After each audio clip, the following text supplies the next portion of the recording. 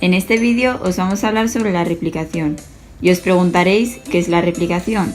Pues la replicación del ADN consiste en la separación de las dos cadenas y la síntesis de otras dos nuevas con una secuencia de bases complementaria de las anteriores.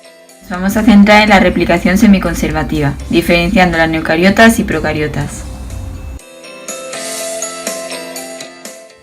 Michelson y Stahl cultivaron bacterias E. coli en un medio con nitrógeno pesado durante cierto tiempo para que todo el ADN estuviese formado por dos hebras de nitrógeno pesado más pesadas. Si se centrifuga, este ADN más pesado migra hacia el fondo del tubo y se obtiene lo siguiente. A continuación se cultivan las bacterias en nitrógeno 14 más ligero durante 30 minutos, lo que dura un ciclo de replicación. Si la hipótesis de la síntesis conservativa fuese la correcta, se observaría lo siguiente. Lo que se obtiene en realidad es lo que se observa en la figura. Una sola banda en posición intermedia, pues está formada por ADN mixto.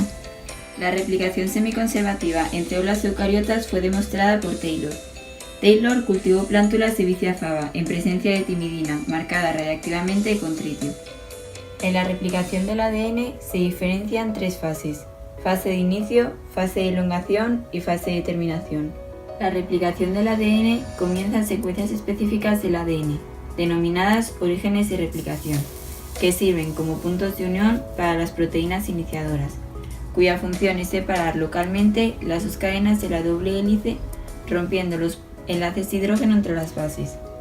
Las proteínas iniciadoras se unen al origen de replicación. A estas zonas se le une la enzima ADN helicasa, que rompe los enlaces de hidrógeno entre las bases y va separando las dos cadenas de la doble hélice, utilizando para ello energía del ATP. La zona de separación entre las dos cadenas es la burbuja de replicación. La apertura de las dos cadenas de la doble hélice por las helicasas provoca superenrollamientos por delante de ellas, que son eliminados por la acción de las ADN topoisomerasas, que cortan las cadenas superenrolladas. Las enzimas primasa y helicasa, junto a las proteínas iniciadoras, forman un complejo molecular llamado primosoma. Cada origen de replicación da lugar a un replicón, que se define como la región de ADN que se replica a partir del mismo origen de replicación.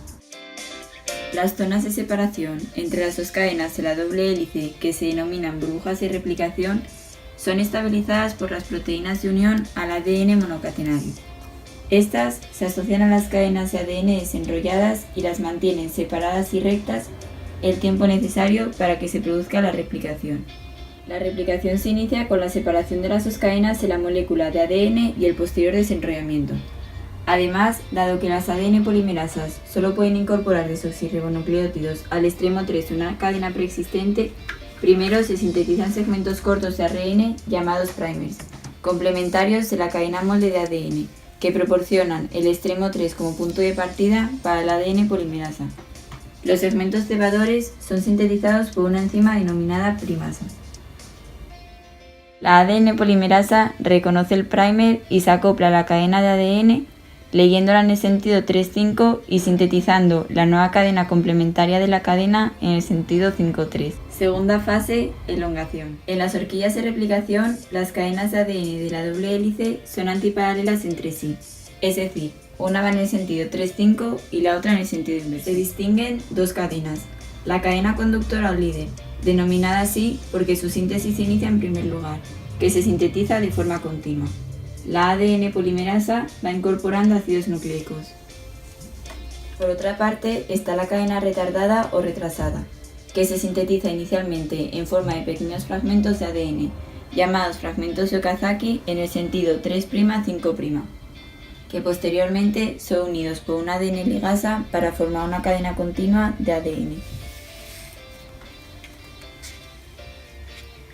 La ADN helicasa sigue desenrollando la cadena de ADN, y es por esto que la cadena retardada forma los fragmentos de Okazaki, ya que está en el sentido 3'-5'. La síntesis de la cadena conductora requiere solo un ARN cebador al inicio de la replicación, pero para sintetizar la cadena retrasada hace falta un ARN cebador por cada fragmento de Okazaki. La ADN polimerasa reconoce los términos de replicación y se lleva a cabo la separación de las dos cadenas del ADN una vez que se han sintetizado por completo.